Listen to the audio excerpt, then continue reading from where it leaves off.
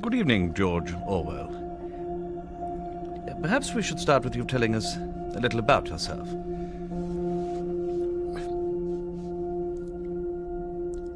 I like English cookery, English beer, French red wine, Spanish white wine, Indian tea, strong tobacco, coal fire, candlelight, and comfortable chairs.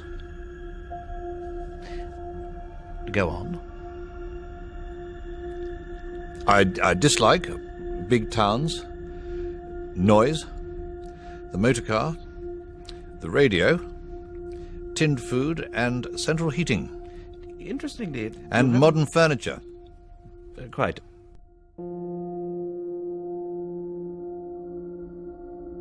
All writers are vain, selfish, and lazy. And at the bottom of their motives there lies a mystery. And so you have no control over what you write? Writing a book is a horrible, exhausting struggle. Like a long bout with some painful illness. One would never undertake such a thing if one were not driven by some demon one can neither resist nor fully comprehend. 1984, with its thought police, Room 101 and Big Brother, has given us a language with which we can defy oppression. What demon drove you to dream up 1984?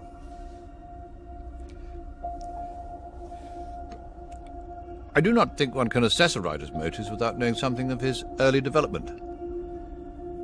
His subject matter will be determined by the age in which he lives. But before he ever begins to write, he will have acquired an emotional attitude from which he will never completely escape.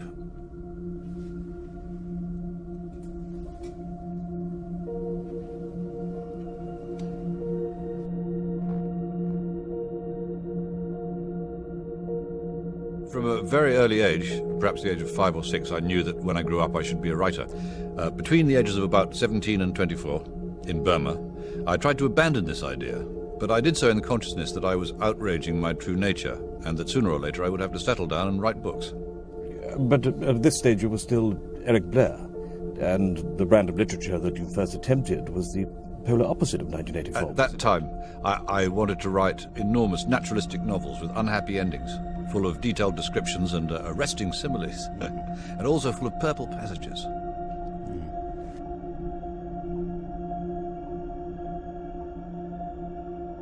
I spent 5 years in an unsuitable profession, the Indian Imperial Police in Burma.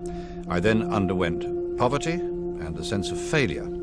This increased my natural hatred of authority, but these experiences were not enough to give me an accurate political orientation.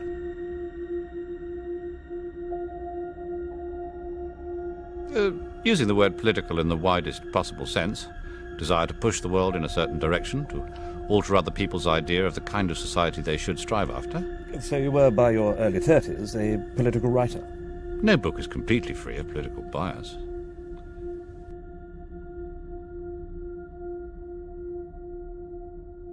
The Spanish War turned the scale, and thereafter I knew where I stood.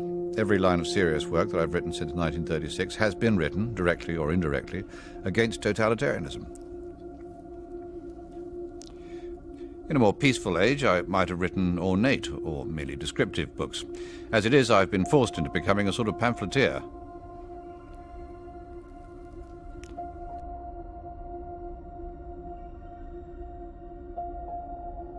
Animal Farm was the first book in which I tried, with full consciousness of what I was doing, to fuse political purpose and artistic purpose into one whole.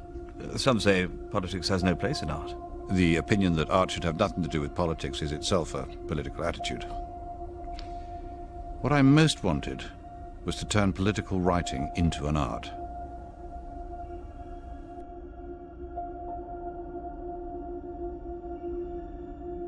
I do not think that the kind of society I describe will arrive, but that something resembling it could arrive, and that totalitarianism, if not fought against, could triumph anywhere.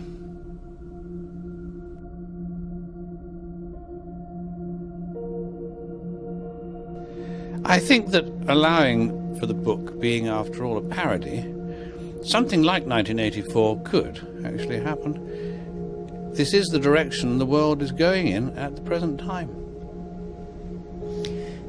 In our world, there will be no emotions except fear, rage, triumph, and self-abasement. The sex instinct will be eradicated. We shall abolish the orgasm. There will be no loyalty except loyalty to the party. But always there will be the intoxication of power.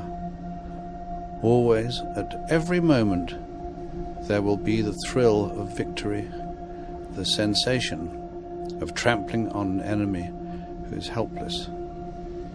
If you want a picture of the future, imagine a boot stamping on a human face forever. The moral to be drawn from this dangerous nightmare situation is a simple one. Don't let it happen. It depends on you.